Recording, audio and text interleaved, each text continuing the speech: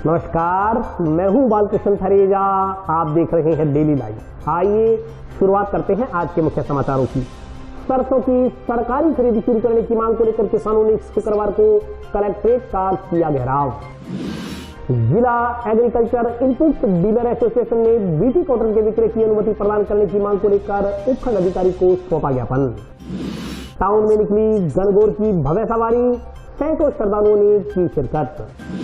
गांव थेड़ी गंगारी में महाराजा गंगा सिंह स्मारक, गणगौर पूजन स्थल व बास्केटबॉल ग्राउंड निर्माण कार्य की रखी गई नींव।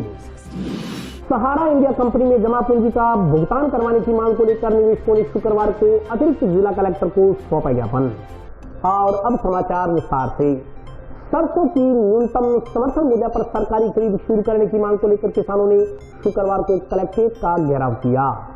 1 अप्रैल से पहले सरसों की न्यूनतम समर्थन मूल्य पर सरकारी खरीद शुरू करने की मांग को लेकर किसानों व मजदूरों ने शुक्रवार को पूर्व घोषणा अनुसार जिला कलेक्ट्रेट का घेराव किया। अखिल भारतीय किसान सभा व C2 के बैनर तले किए गए घेराव प्रदर्शन के दौरान किसान प्रतिनिधियों ने चेतावनी दी कि यदि शनिवार से सरसों की सरकारी खरीद शुरू नहीं की गई तो आंदोलन तेज किया जाएगा। प्रदर्शन के दौरान पुलिस अधिकारियों के नेतृत्व में भारी पुलिस जाब्ता कलेक्ट्रेट परिसर के अंदर व बाहर तैनात रहा। घेराव प्रदर्शन के दौरान कलेक्ट्रेट के गेट के समक्ष हुई सभा में किसान सभा के नेताओं ने कहा कि करीब 1.5-2 माह से प्रशासनिक अधिकारियों को मांग पत्र सौंपकर सरसों सहित अन्य कृषि जिंसों की सरकारी खरीद शुरू करने की मांग की जा रही है। बारदाने की व्यवस्था आदि करने की भी मांग की जा रही है। धान मंडी में 2 मार्च से किसान सरसों की फसल लेकर पहुंच चुका है। किसान की उपज धान मंडी में बर्बाद हो रही है, लेकिन सरकारी खरीद शुरू करने को लेकर सरकार गंभीर नहीं है। इसके कारण किसान औने पौने दामों में सरसों की फसल बेचने को मजबूर हो रहे हैं। उन्होंने चेतावनी दी कि अगर सरसों की सरकारी खरीद शुरू करने को लेकर सकारात्मक निर्णय प्रशासन की ओर से नहीं लिया जाता तो किसान शहर के चारों तरफ के सड़कों को जाम करने जैसा कदम उठाने से भी पीछे नहीं हटेंगे। उन्होंने कहा कि सरसों फसल की समर्थन मूल्य पर खरीद शुरू करने की मांग को लेकर अखिल भारतीय किसान सभा व C2 के बैनर तले किसान पिछले 10 दिनों से जंक्शन की धान मंडी में बेमियादी पड़ाव डालकर बैठे हैं। पूर्व में भी वार्ता हुई, लेकिन इसका कोई नतीजा नहीं निकला। सुनवाई न होने पर किसानों मजदूरों को जिला कलेक्ट्रेट का घेराव करने का निर्णय लेने को मजबूर होना पड़ा। अगर अब भी किसान की बात नहीं सुनी गई और शीघ्र सरसों की सरकारी खरीद शुरू नहीं की गई तो आने वाले दिनों में आंदोलन को और तेज किया जाएगा। इस मौके पर कामरेड रामेश्वर वर्मा, रघुवीर वर्मा, सुरेंद्र शर्मा, मोहन लोहरा, मंगेश चौधरी, जगजीत सिंह जग्गी, वेद मक्का सर सहित अन्य लोग उपस्थित रहे। सरसों की, चने की, गेहूं की सरकारी खरीद को लेकर आंदोलन चला रखा है और ये हमारे लिए बड़ा दुर्भाग्यपूर्ण है कि किसान को अपनी फसल बेचने के लिए आंदोलन करना पड़ रहा है और ये आंदोलन इसलिए भी कि सरसों की सरकारी खरीद और ये बताने के लिए कि सरसों किसान के खेत में पैदा हुई है, कोई अफीम का पौधा नहीं है। ये सरसों है जिसके तेल से हर घर में तड़का शाम को लगता है, सबका पेट भरता है। वही सरसों है भाई, वही सरसों है।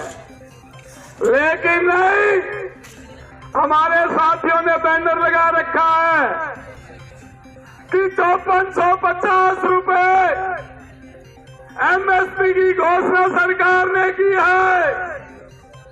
अरे मिलती नहीं है। सरकार ने जो कानून बनाया है उसके आधार से खरीद करो, लेकिन ये खरीद नहीं हो रही है। अजीब तमाशा है, अजीब खेल है जनाब का। समझ में नहीं आता है कि खरीद करने के लिए भी इतना समय लग जाता है।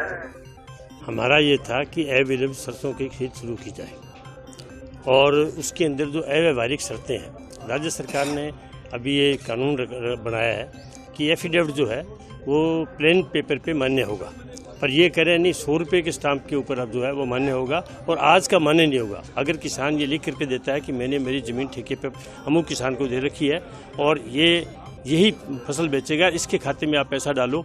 तो वो कह रहे हैं कि 22 नवंबर का लिखा होना चाहिए, 100 रुपये के स्टाम्प पे होना चाहिए, जबकि बिल्कुल अव्यवहारिक है। जब राज्य सरकार ने कह दिया कि प्लेन पेपर पे माना जाएगा तो क्यों नहीं माना जा रहा। दूसरी ये है कि ये जो गिरदावरी जो है वो कह रहे हैं गिरदावरी ऑनलाइन कर दी, और ऑनलाइन निकली हुई गिरदावरी सारी जगह मान्य है। ये कह रहे हैं नहीं, आपको फिर पटवारी के पास जाना पड़ेगा, पटवारी फिर उस पर लिख के देगा। और इसी तरह से इनकी जो ये शर्तें हैं ये बिल्कुल अव्यवहारिक है, कतई तौर पे सही नहीं है। सरकार की नीयत कतई ठीक नहीं है। किसान की फसल खरीदना नहीं चाहती, वो चाहती हैं कि इस फसल को व्यापारी जो है सस्ते दाम पे खरीदे और उसको फ़ायदा होना चाहिए, किसान को फ़ायदा नहीं हो। हम आज यहाँ बैठे हुए हैं, हम हमारा आंदोलन को जारी रखेंगे। सारी फसल की खरीद तुरंत शुरू की जाए। अब ये कह रहे हैं जब 4 क्विंटल खरीदेंगे, कभी कह रहे हैं 5 क्विंटल खरीदेंगे, और पहले जब खरीद शुरू करेंगे तो 20 आदमी खरीदेंगे। ये मतलब क्या है? इस तरह ये खरीद नहीं, खरीद का नाटक है, ये खरीदना नहीं चाहते। हमारी यही मांग है कि सरकार किसान की तमाम फसल को खरीदे और समर्थन मूल्य पे खरीदे, और उसमें जो अव्यवहारिक शर्तें हैं उनको हटाया जाए। इसी सवाल को लेकर आए, किसान को राहत पहुंचे। किसान की फसल ये है, इसके बाद गेहूं आने वाला है, बाकी फसल उसकी आने वाली है, नई फसल की उसने बुआई करनी है, उसके चारों तरफ वो काम में फंसा हुआ है, और आप पटवारी के पीछे भगा रहे हो। पटवारी वहाँ मिलता नहीं है कोई, क्योंकि एक एक के पास 2-2 हल्के हैं, और वो जो है ऑनलाइन नामांतरण है वो भी यहाँ आके करवाना पड़ता है इसको। तो वो तो एक दिन नामांतरण के लिए कह रहे मेरा तो आज नहीं हुआ, आज तो नेट बंद हो गया, 5 दिन अपने हल्के में नहीं जाता। तो किसान क्या करेगा? असल में किसान के साथ बहुत बड़ी नाइंसाफी है। राज्य सरकार और केंद्र सरकार उसकी फसल को खरीदना नहीं चाहते, उसको जगह जगह धक्के खिलवा रहे हैं। हमारा आंदोलन इसी के खिलाफ है, और हम अपने आंदोलन को जारी रखेंगे और मजबूत करेंगे। अभी एडीएम में मैडम के यहाँ हमारी वार्ता हुई, जिसमें राजफेड के नेफेड के लोग थे, लेकिन बहुत ढुलामिली नीति थी उनकी। वो उनकी हमारी इच्छा उनको नहीं लगी कि ये वो खरीद करेंगे, हमें नहीं महसूस हुआ ये। लेकिन वो एक ही एक को आएगी जी ये बंदी आ गई। हालांकि एडीएम मैडम ने 1-2 बात रखी। पड़ोसी हमारे जिला जो है जिला कलेक्टर गंगानगर, उन्होंने 2-4 बार पहले मांग भेजी थी भी उसको थोड़ा सरल किया जाए। हम वो P35 से एक ही रेट पकड़ रखी है उन्होंने। P35 में ऑनलाइन में हम कह रहे हैं कि जब यहाँ सारी गिरदावरी तो हो जाती है, गिरदावरी होने के बाद ही तो इस कलेक्ट्रेट में आती है, तहसीलों में आ जाती है, तो कहाँ जरूरत पड़ती है। लेकिन इन्होंने गिरदावरी वाली अभी अड़चन हमारी अड़ा रखी है, और खरीद भी ये कह रहे जी 1 तारीख से करेंगे। लेकिन हम ये कह रहे हैं कि 1 तारीख से पहले खरीद होनी चाहिए, क्योंकि सरसों तो आ गई मंडी में। आप गए हो मंडी में घूम के देखो, सारे हनुमानगढ़ में कल बोलियाँ लगी है लोगों की 4800-4700 जा रही है, यहाँ जा रही है। इतने दिन कहाँ इंतजार करेगा किसान? क्योंकि किसान को 3-4 ये मौसम देख रहे हो आप, बार ये कैसे मौसम हो रहा है। 1-2 दिन में किसान तो कणकों के 10 दिनों में कणक में लग जाएगा। तो कहाँ किसान की तो बहुत बुरा हाल है जी। इसलिए हमारी वार्ता जो है वो हमारी वार्ता जहाँ तक जो हम मुद्दे लेके गए थे उन पे उनका सही रवैया नहीं है। राजफेड की इच्छा नहीं है खरीदने की। वो पहले व्यापारियों को खरीदेंगे, व्यापारियों के जब गोदाम में चली जाएगी, जब हमारी किसान की खरीद करेंगे तब रहेगी नहीं। ये थी हमारी तो। जिला एग्रीकल्चर इनपुट्स डीलर एसोसिएशन ने उपखंड अधिकारी को ज्ञापन देकर बीटी कॉटन के विक्रय की अनुमति प्रदान करने की मांग की है। District agricultural inputs dealers association ने उपखंड अधिकारी को ज्ञापन देकर बीटी कॉटन बीज की विक्रय की अनुमति दिए जाने की मांग की है। दिए गए ज्ञापन में कहा गया है कि हनुमानगढ़ जिले में कपास खरीफ की मुख्य फसल है। पूरे अप्रैल व मई माह में नहर की बंदी है, यही समय इस एरिया में कपास की बिजाई का है। हनुमानगढ़ जिले में मार्च में किसानों के पास पानी व बारिश की भी संभावना है, इसलिए वह इसी महीने कपास का बीजारोपण करना चाहता है, पर देसी कपास का बीज बाजार में उपलब्ध नहीं है। इसलिए बीटी नरमा की बाजार में मांग है। राज्य सरकार बीटी बीज की अनुमति नहीं दे रही, जबकि पंजाब सरकार 15 दिन पहले ही बीटी की परमिशन दे चुकी है। बहुत से किसान पंजाब जा करके बीटी कॉटन का बीज ला रहे हैं। उनकी मुश्किलों को हल करने के लिए स्थानीय बीज विक्रेताओं को बीटी बीज विक्रय की अनुमति प्रदान की जाए। ज्ञापन देने वालों में जिलाध्यक्ष बालकृष्ण गोल्यान, सुरेंद्र बलाडिया के अलावा अन्य लोग उपस्थित रहे। मांग तो हर वर्ष की भांति नरमे कपास की बिजाई का समय हो गया। अप्रैल और मई में जो पीक होता है उसमें नहर की बंदी है। बीटी कॉटन की परमिशन हर बार की तरह फिर अटक गई है। पंजाब में परमिशन 15 दिन हो गए हैं। बारिश हो गई, थोड़ा मार्च में किसानों के पास पानी भी है क्योंकि सरसों की कटाई हो चुकी है। तो यही मांग है इसकी अनुमति फटाफट दें ताकि किसान मारा फिर रहा है जी, कपास के बीज के बाजार में है नहीं और बीटी बीज की परमिशन नहीं हो रही। तो ये बहुत ही विडम्बना हो रही है हमारे इलाके के किसानों के साथ, व्यापारियों के साथ। किसान सुबह शुरू हो जाते हैं आने और हमारे पास देने के लिए बीज नहीं है।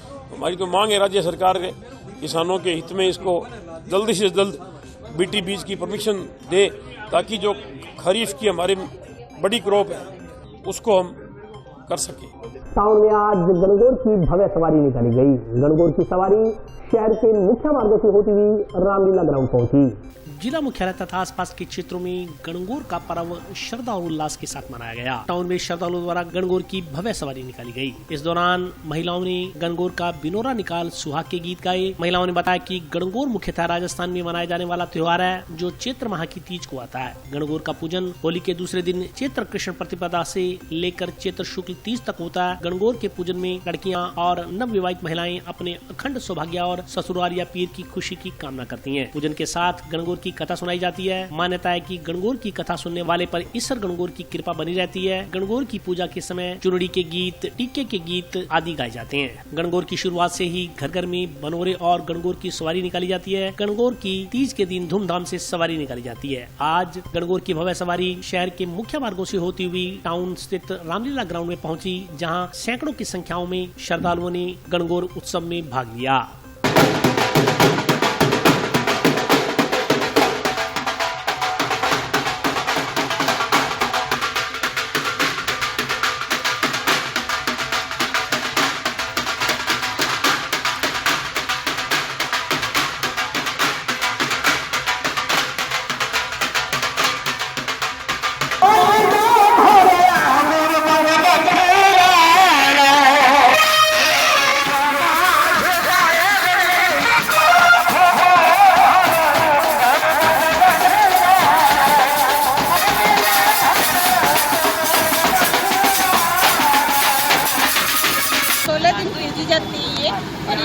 ये पार्वती जी और महादेव का स्वरूप माना जाता है और 16 दिनों बाद गणगौर को लेने आते हैं महादेव जी। इसके लिए 16 दिन तक इनकी पूजा हो करके एकम से बासीडे से ले करके और आज के दिन इनकी विसर्जन किया जाता है। ये गणगौर को विदा करते हैं।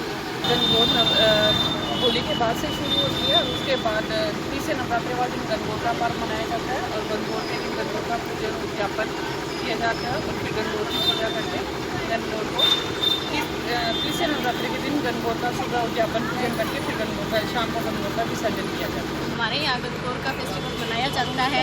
यह नवरात्रि के तीसरे दिन को मनाया जाता है। यह आज का लास्ट दिन है। इसके दिन गणगौर ओडिसी जी की पूजा की जाती है और उसके बाद गणगौर जी छोटे गणगौर होते हैं जो घर घर में इनकी पूजा होती है। उनके बाद इनके कुआं में गिराया जाता है, इनका विसर्जन किया जाता है। अच्छे तरीके से इनको पूरा श्रृंगार किया जाता है। प्रोग्राम यह बहुत बढ़िया होता है। हमारे यहाँ में हनुमानगढ़ टाउन में यहाँ के लोग बहुत इकट्ठे होते हैं। बहुत लोग यहाँ पे देखने आते हैं। ईसर पूरी खीर पूरी सब कुछ बनाते हैं, भगवान का भोग लगाते हैं और इनका विसर्जन करते हैं। जिला परिषद सदस्य मनीष मक्कासर ने आज बेमौसमी बरसात से खराब हुई फसलों का खेतों में जाकर निरीक्षण किया। उन्होंने मुख्यमंत्री से किसानों को फसल खराबे का मुआवजा दिए जाने की मांग की है। जिला परिषद सदस्य मनीष मक्कासर ने आज बेमौसमी बरसात से खराब हुई फसलों का निरीक्षण कर प्रदेश सरकार से किसानों के लिए मुआवजे की मांग की है। मनीष मक्कासर ने बताया कि जिला मुख्यालय के नजदीक लगते कई गांवों में किसानों की फसल ओलावृष्टि और अतिवृष्टि के कारण बर्बाद हो चुकी है। बरसात से खड़ी फसल जमीन पर लेट गई है। उन्होंने कहा कि सरसों और गेहूं की फसल का नुकसान होने से किसान मायूस है। अगर किसान को तत्काल रूप से आर्थिक सहायता प्रदान नहीं की जाती तो उसकी स्थिति खराब हो जाएगी। मनीष मक्कासर ने प्रदेश के मुख्यमंत्री अशोक गहलोत की कार्यशैली की सराहना करते हुए कहा कि मुख्यमंत्री अशोक गहलोत काफी संवेदनशील व्यक्ति हैं। वे किसानों के दर्द को महसूस करेंगे और शीघ्र ही फसलों की गिरदावरी करवा उनको मुआवजा दिया जाएगा। इस मौके पर कई किसान मौजूद रहे। आज मौसम की वजह से रात को जो बारिश आई उसकी वजह से जो किसानों के हमारे खेतों में जो नुकसान हुआ है, हम राजस्थान प्रदेश से राजस्थान के जो मुख्य अशोक जी गहलोत उन्होंने हर वर्ग की चिंता की है। हर वर्ग के लिए वो संवेदनशील है, चाहे मजदूर हो, व्यापारी हो, किसान। हम उनसे उम्मीद करना चाहते हैं कि जो राजस्थान के अंदर अभी जो बारिश हुई है उसकी वजह से जो किसानों के फसलों में नुकसान हुआ है, उस नुकसान का जो प्रशासनिक अधिकारी हैं, हनुमानगढ़ कलेक्टर महोदय, एसडीएम, आवेदन करना चाहता हूँ कि आप इन फसलों का जल्द से जल्द आकलन करवाएं तहसीलदार पटवारी को भेज के किसान के खेत में, क्योंकि जितना जल्द यहाँ पे इसका सर्वे हो जाएगा, गिरदावरी रिपोर्ट, इसकी जो रिपोर्ट है वो आ जाएगी, तो उसकी वजह से किसान को भी उसका मुआवजा मिलेगा। क्योंकि 6-6 महीने से किसान की फसल आती है, इंतज़ार रहता है किसान को कि मेरी फसल आएगी तो मैं मेरे घर में मेरी बेटी की शादी करूँगा, घर का ये काम करूँगा। सारे के सारे सपनों पे पानी फिर चुका है।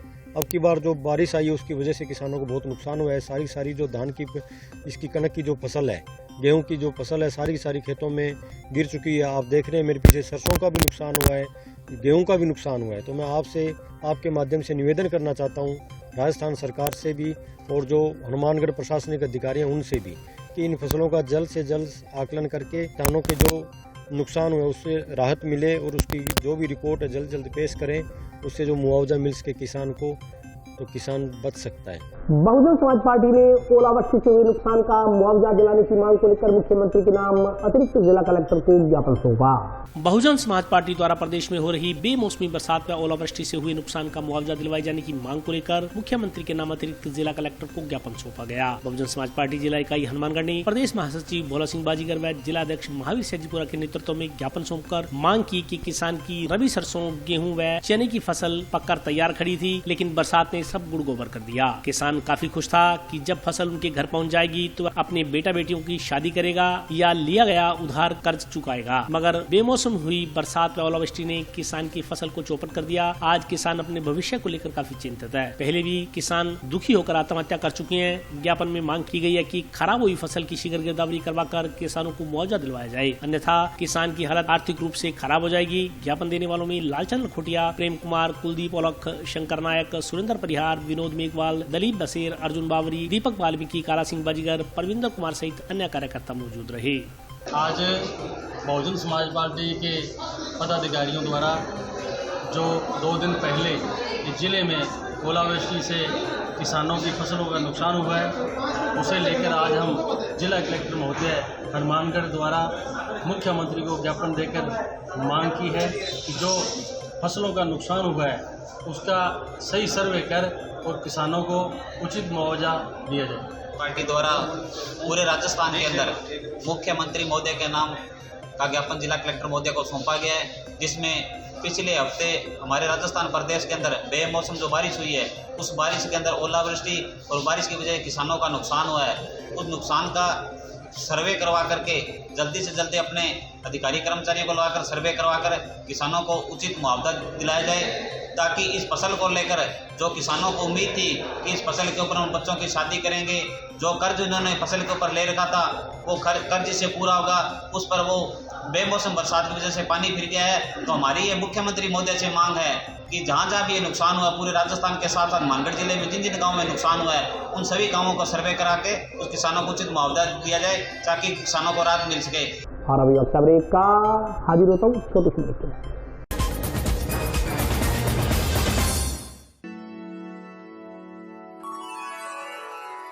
यूं तो कई बार मुझे हंसते देखा है,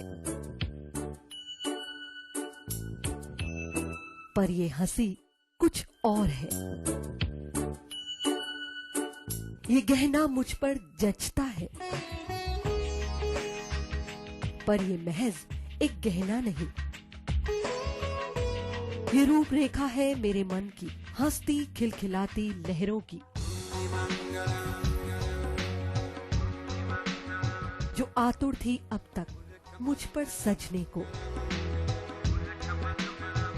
इसलिए ये गहना ही मेरा सच्चा श्रृंगार है, श्रृंगार है, श्रृंगार है।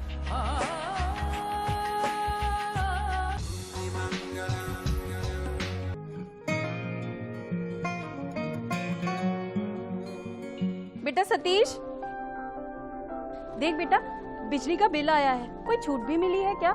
बजट में तो मुख्यमंत्री जी छूट देने के लिए बोल रहे थे।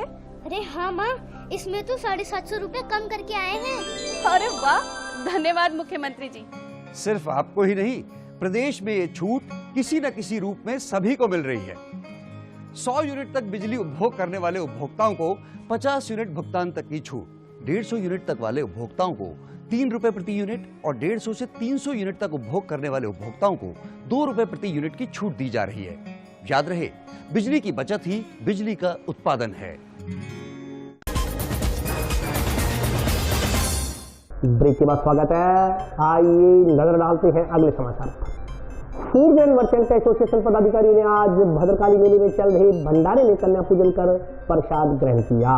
हनुमानगढ़ सेवा समिति भारत क्लब द्वारा आज शुक्रवार को तीसरे नवरात्रि पर 8 दिवसीय भंडारे का शुभारंभ 21 कन्याओं का पूजन कर किया गया। समिति के मेला प्रभारी सुनील धुड़िया ने बताया कि मुख्य यजमान फूड ग्रेन मर्चेंट एसोसिएशन अध्यक्ष संतराम जिंदल व तुषार जिंदल ने 21 कन्याओं का पूजन कर भंडारे का शुभारंभ किया। समिति के पदाधिकारियों ने अतिथियों का श्रीफल भेंट कर व साफा पहनाकर स्मृति चिन्ह देकर अभिनंदन किया। इस अवसर पर समिति के अध्यक्ष राजकुमार मंगवाना, कोषाध्यक्ष अनिल जिंदल, मणिशंकर जलंधरा, नितिन बंसल, जयकिशन सोनी, संतोष सिंह, यशपाल मुंजाल, विनोद वर्मा, नवीन विड्ढा, योगेश कुमार, मोहित जिंदल, अजय शर्मा, इंद्र कुमार निरानिया, जितेंद्र सिंह, पीयूष जिंदल, रंजन सेन सहित समिति के अन्य कार्यकर्ता मौजूद रहे। आज हनुमानगढ़ सेवा समिति व भारत क्लब द्वारा तीसरे दिन है जिहड़ा माता नूं भोग लगा के कंजकां नूं जिहड़ा है खाना खा रहे। तीसरा दिन है भारत क्लब द्वारा यह लगातार काफ़ी सालों तो जी सेवा है ये दे रहे हैं। ये तो अलावा भारत क्लब हनुमानगढ़ सेवा समिति द्वारा होर भी बहुत सारे जिथे भी कोई प्रोग्राम होंदा है या गर्मियों के जल सेवा की कोई भी किते भी है या भद्रका वाली भी टिकट आईयां तो ये क्लब है जिहड़ा ये बढ़ चढ़ के हिस्सा लैंदा है। ये हमेशा ही कोई भी किते कोई काम होवे ये अगे तैयार रहते हैं। मैं माता रानी अगे यही अरदास करूंगा भी इन्हां नूं हमेशा आपदा सिर ते हथ रखे, इन्हां नूं शक्ति देवे। क्यों जो ये क्लब द्वारा जिहड़े भी सारे मैंबर है जिहड़े ये सेवा कर रहे हैं इसका कोई मुल नहीं। ये बहुत ही बिना किसी भेदभाव से बिना स्वार्थ से जिहड़ी सेवा कर रहे हैं इसका कोई मुल नहीं।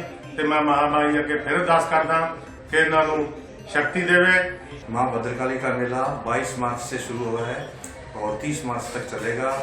आज तीसरे नवरात्रि पर फूड ग्रेन मर्चेंट एसोसिएशन के अध्यक्ष श्री संतराम जी जिंदल द्वारा कंजक पूजन किया गया वह माता के भंडारा उनके हाथों से ही शुरू किया गया। और हमारे क्लब से जो हनुमानगढ़ सेवा समिति है, जूता घर है, खोया पाया केंद्र है और चिकित्सा व्यवस्था है, पानी की व्यवस्था है, ये सारी व्यवस्था भारत क्लब हनुमानगढ़ सेवा समिति ही पहले नवरात्रि से संभाल रही है, जो कि नवमी तक सेवा करते रहेंगे। गांव खेड़ी गंगारी में आज महाराजा गंगा सिंह स्मारक, गणगौर पूजन स्थल व बास्केटबॉल ग्राउंड निर्माण कार्य का शिलान्यास भूमि पूजन के साथ किया गया। ग्राम पंचायत रामसरा नारायण के गांव थेड़ी गंगानी में महाराजा गंगा सिंह स्मारक, गणगौर पूजन स्थल व बास्केटबॉल ग्राउंड निर्माण कार्य का शिलान्यास शुक्रवार को भूमि पूजन के साथ हुआ। कार्यक्रम में सरपंच रमनदीप कौर, सरपंच प्रतिनिधि हरदीप सिंह, पूर्व पार्षद कविंदर सिंह, पूर्व सभापति अमर सिंह राठौड़, श्रवण सिंह सहित अन्य लोग उपस्थित रहे। महाराजा गंगा सिंह स्मारक का निर्माण सर्व समाज के सहयोग से ग्राम पंचायत की ओर से करवाया जा रहा है। इस मौके पर सरपंच प्रतिनिधि हरदीप सिंह ने कहा कि गाँव थेड़ी गंगानी में महाराजा गंगा सिंह के स्मारक का निर्माण शुरू होना क्षेत्र के लोगों के लिए सौभाग्य की बात है। उन्होंने बताया कि कुछ समय पहले गांव में महाराजा रणजीत सिंह के नाम से स्टेडियम का निर्माण करवाया गया। अब वे अपने पिता की प्रेरणा से महाराजा गंगा सिंह के स्मारक का निर्माण सर्व समाज के सहयोग से करवा रहे हैं। उनका प्रयास है कि उनके प्रतिनिधित्व को गांव लंबे समय तक याद रखे। ग्राम पंचायत के आने वाले जनप्रतिनिधि भी इस तरह के कार्यों के लिए प्रेरित हों। पूर्व पार्षद कविंदर सिंह ने कहा कि महाराजा गंगा सिंह के बारे में जितना भी कहा जाए वह कम है। उन्होंने कहा कि स्मारक स्थल पर महाराजा गंगा सिंह की 600 किलोग्राम वजनी अष्ट धातु की 8 फीट ऊंची मूर्ति स्थापित की जाएगी। 21 फीट तक निर्माण कर उस पर मूर्ति स्थापित की जाएगी। स्मारक को हेरिटेज लुक दिया जाएगा। ये प्रेरणा मेरे शहर के और मेरी ग्राम पंचायत के लोगों से प्रेरणा मिली कि महाराजा गंगा सिंह के नाम से एक जगह ली जाए अपने, और उसके बाद में वहाँ महाराजा गंगा सिंह की मूर्ति का अनावरण हो। और अब ये जगह है ना एक महाराजा गंगा सिंह के नाम से जानी जाएगी और इसको हेरिटेज लुक दिया जाएगा। साथ में गणगौर पूजन स्थल भी बनाया जाएगा। पीछे एक वॉलीबॉल या बास्केटबॉल का ग्राउंड तैयार किया जाएगा। और हमारी ग्राम पंचायत का सौभाग्य है कि इतने लोग हमारे यहाँ आए और इन लोगों की सारों की मेरी पंचायत के शहर के दुआओं से ये काम हो रहा है। आज यहाँ महाराजा गंगा सिंह जी का जो कि इस अन्न का कटोरा कहे जाने वाला हनुमानगढ़, इसके अंदर सर्वप्रथम जो ये नदी आई, नहर आई, ये महाराजा गंगा सिंह जी की देन है। महाराजा गंगा सिंह जी के कारण ही हजारों किसान यहाँ अपने अनाज पैदा करते हैं और लोगों का पेट पालते हैं। तो उनका यहाँ पे सरपंच साहब ने एक बहुत अच्छा ऐतिहासिक कार्य किया। ग्राम रामसरा के सरपंच साहब हैं, उन्होंने इस जगह को महाराजा गंगा सिंह जी के नाम से इसका पट्टा बनाने का निर्णय लिया। इसके लिए कलेक्टर साहब को इन्होंने यहाँ से प्रस्ताव पारित करके भिजवा चुके हैं और यहाँ पे 8 फुट हाइट की 600 किलोग्राम वजन की और अष्ट धातु की मूर्ति लगेगी महाराजा गंगा सिंह जी की, जो अपने आप में एक अनोखी तस्वीर है। सादुल क्लब बीकानेर में वैसी लगी हुई है, उसी तरह की उसी तर्ज पे यहाँ निर्माण किया जाएगा और इसको हेरिटेज लुक देकर और खूब बेहतरीन बनाने का हमारा कोशिश रहेगी। महाराजा गंगा सिंह जी के बारे में जितना कुछ कहो उतना ही कम है। महाराजा गंगा सिंह जी की सब कुछ देन है और उनकी यहाँ मूर्ति हमारा सब सर्व धर्म सारे जने इकट्ठे होके इस कार्य को कर रहे हैं। आज ये सर्व समाज की तरफ से रखा गया प्रोग्राम था, जिसके अंदर महाराजा गंगा सिंह जी की स्मृति के अंदर जिले का प्रथम ये स्मारक स्थल बन रहा है। इसके लिए सर्वप्रथम तो हरदीप जी का बहुत बहुत धन्यवाद, जो यहाँ के सरपंच है जिन्होंने ये जगह उपलब्ध करवाई। उसके बाद में सर्व समाज के पधारे हुए प्रबुद्ध नागरिकगण जो इस प्रोग्राम के साक्षी बने हैं। ये बहुत ही ऐतिहासिक प्रोग्राम है, जो आने वाले टाइम के अंदर ये सड़क भी जब चौड़ी हो जाएगी, जब ये मार्ग पूरा बीकानेर तक प्रशस्त हो जाएगा, तो यहाँ की जो आगे आने वाली पीढ़ियां हैं वो इस पूरे प्रकरण को याद करेगी कि किन किन लोगों ने अपने तन मन धन से जो ऊर्जा इन्होंने दी है, उसके थ्रू यहाँ पे लोगों को जो बेनिफिट होगा, जो अपनी संस्कृति को और अपने पूरी हिस्ट्री को जानने का जो जरिया हम यहाँ पे सर्व समाज की तरफ से उपलब्ध करवा रहे हैं, जिससे आम जनता अपने इतिहास को जानेगी। यहाँ पे गणगौर का जो पूजा स्थल बन रहा है, उससे महिलाएं को जो सुविधा मिलेगी। बच्चों के लिए गार्डन डेवलप किया जा रहा है। दूसरा, यहाँ पे एक बास्केटबॉल का कोर्ट, जिससे खेल कूद के लिए भी यहाँ पे एक सुविधा बनेगी। मेरे ख्याल में इस पूरे प्रकरण के थ्रू यहाँ के इलाका वासियों के अंदर 4 दीवारी के समेत इसको पूरा हेरिटेज लुक दिया जा रहा है। और उसके बाद में महाराजा गंगा सिंह जी की पूरी 6 फुट की अष्ट धातु की जो मूर्ति है वो लगेगी, जिसकी हाइट 21 फुट रखी गई है। और जो 21 फुट की हाइट पे पूरा सीढ़ियों के थ्रू ऊपर का स्टेज देके और फिर ऊपर 6 फुट की हाइट के ऊपर मूर्ति लगाई जाएगी। ग्राम पंचायत 2 केंद्र में पंचायत भवन एवं स्वयं सहायता समूह केंद्र के निर्माण कार्य का शिलान्यास शुक्रवार को ग्राम पंचायत प्रतिनिधियों द्वारा किया गया।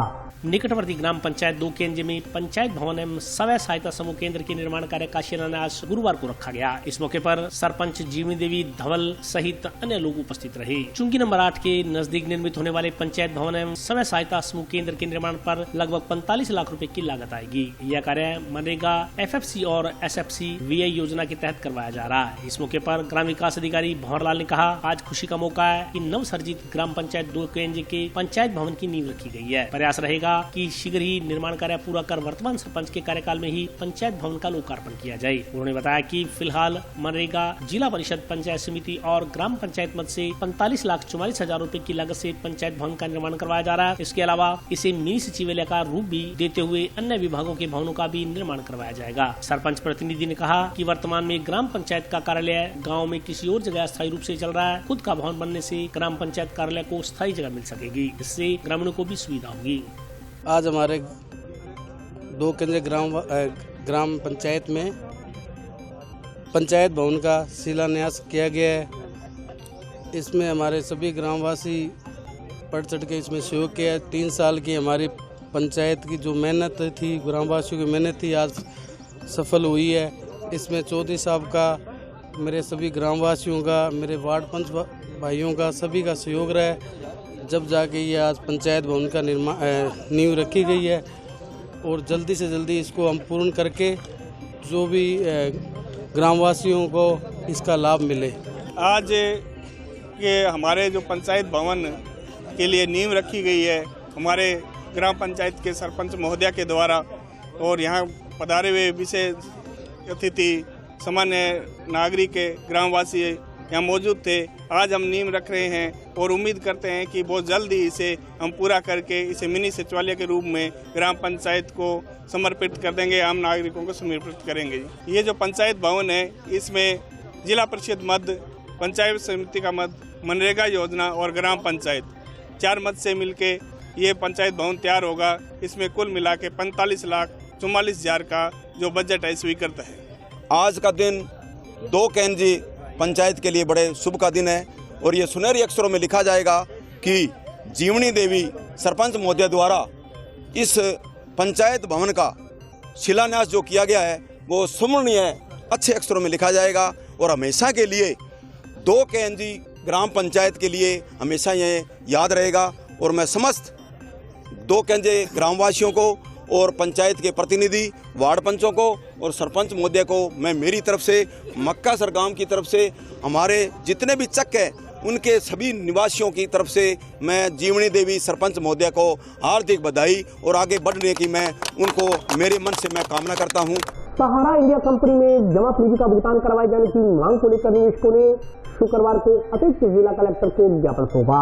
सहारा इंडिया कंपनी में जमा पूंजी का भुगतान करवाने की मांग को लेकर निवेशकों ने शुक्रवार को अतिरिक्त जिला कलेक्टर को ज्ञापन सौंपा। निवेशकों ने बताया कि उन्होंने सहारा कोऑपरेटिव सोसाइटी, सहारा यूनिवर्सल मल्टीपर्पज सोसाइटी लिमिटेड, सहारा स्टार्स मल्टीपर्पज सोसाइटी लिमिटेड व सहारा क्यूसोप में धन जमा करवाया था। उक्त कंपनियों ने उनकी जमा राशि धोखाधड़ी से हड़प ली। अनेक बार भुगतान की मांग करने के पश्चात भी उनकी जमा राशि व अन्य लाभांश का भुगतान नहीं किया गया। उक्त कथित रूप से ठग कंपनी सोसाइटी फर्म कॉर्पोरेशन समूह का यह कृत्य गैर कानूनी अनियमित जमा योजनाएं पाबंदी कानून 2019 व राज्य के PI एक्ट का उल्लंघन है, जो IPC की धारा के तहत एक संगीन जुर्म एवं दंडनीय अपराध है। निवेशकों ने मांग की कि उक्त ठग कंपनी सोसाइटी फर्म कॉर्पोरेशन समूह में जमा राशि एवं अन्य लाभांशों को वसूल कर तय समय सीमा 180 दिन में उनका भुगतान करवाया जाए और गरीब भोले वाले लोगों का धन ठगने वाले लोगों को दंडित किया जाए। इस मौके पर मनोज वर्मा, शिव कुमार, विष्णुदेव, रणधीर सिंह, फखरुद्दीन, हेमंत शर्मा, सुरेंद्र कुमार, बलराम, सुखविंदर सिंह, लाभ सिंह, राजकुमार, मोहम्मद अख्तर सहित अन्य लोग उपस्थित रहे।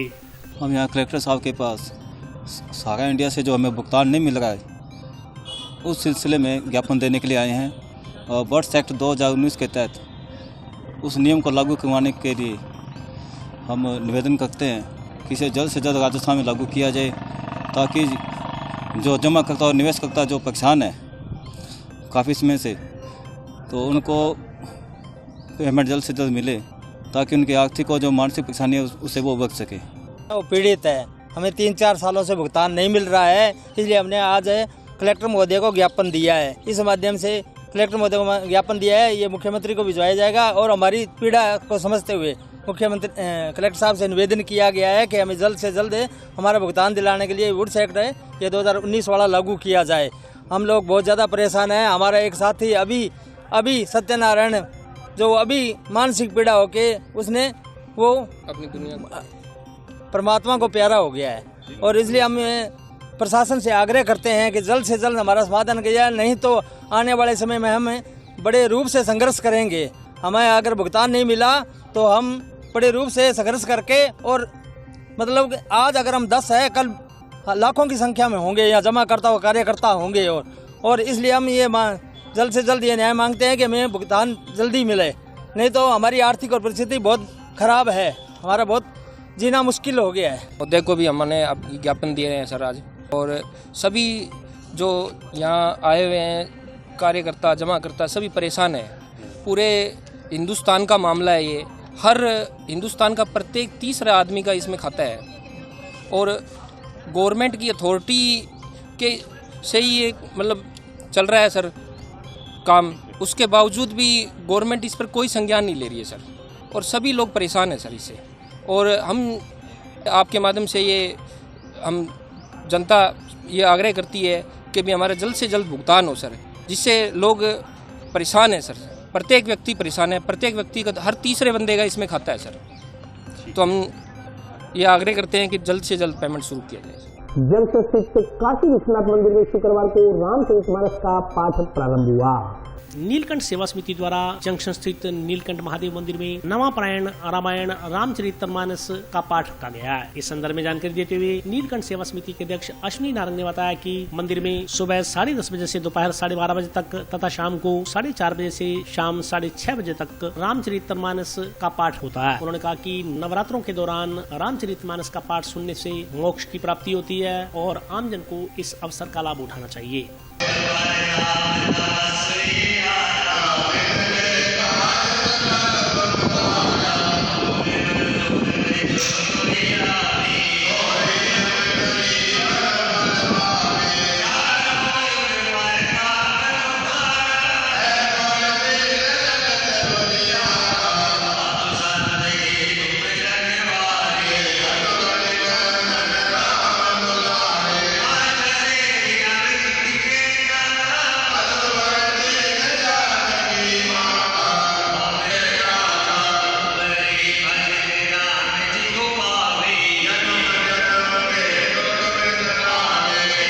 नवरात्रों के शुभ पर्व पर काशी विश्वनाथ महादेव मंदिर में श्री नीलकंठ महादेव सेवा समिति द्वारा नवापरायण रामायण रामचरित मानस का पाठ रखा गया है, जो 22 तारीख से सुबह 10:30 बजे से 12:30 बजे तक और साय 4:30 बजे से 6:30 बजे तक डेली होता है। मैं सभी शहरवासियों से प्रार्थना करूंगा कि सभी लोग आएं और भगवान का आशीर्वाद प्राप्त करें। रामचरित मानस का पाठ नवरात्रों के दिनों में ये बहुत भोले बाबा की कृपा है और सभी लोग पधारे, सभी लोग आए। 30 तारीख को रामनवमी के दिन रामायण पाठ का पूर्ण होती की जाएगी, हवन यज्ञ होगा, साथ में लंगर प्रसाद दिया जाएगा। सभी को बड़े हर्ष का साथ सूचित किया जाता है कि काशी विश्वनाथ महादेव मंदिर में नवमप्रायण रामचरित मानस का सहज पाठ रखा गया है। इसका जो समय है वो सुबह 9:30 बजे से 10:30 बजे से 12 बजे तक और सायंकाल 4:30 बजे से 6 बजे तक ये प्रतिदिन होता है। और नवमप्रायण संपूर्ण होने पे रामनवमी वाले दिन इसका जो है समापन जो है वो सुबह पूर्ण आहुति जो है जो रामचरित मानस की सुबह 10:15 बजे भोग डाला जाएगा और उसके बाद हवन यज्ञ का भी आयोजन रखा गया है। और सभी हमारे हनुमानगढ़ वासियों को, धर्म प्रेमियों को, सज्जनों को, बहनों माताओं को ये सादर निमंत्रण दे रहे हैं कि सभी इस काशी विश्वनाथ मंदिर में प्रांगण में आकर के भगवान का आशीर्वाद प्राप्त करें और श्री रामचरित मानस के पाठ में, भोग में आकर के सम्मिलित हों और प्रसाद पाएं और आशीर्वाद भगवान का भी प्राप्त करें। और आज के लिए बस इतना ही। कल फिर हाजिर होता हूँ नए समाचारों के साथ, तब तक के लिए नमस्कार।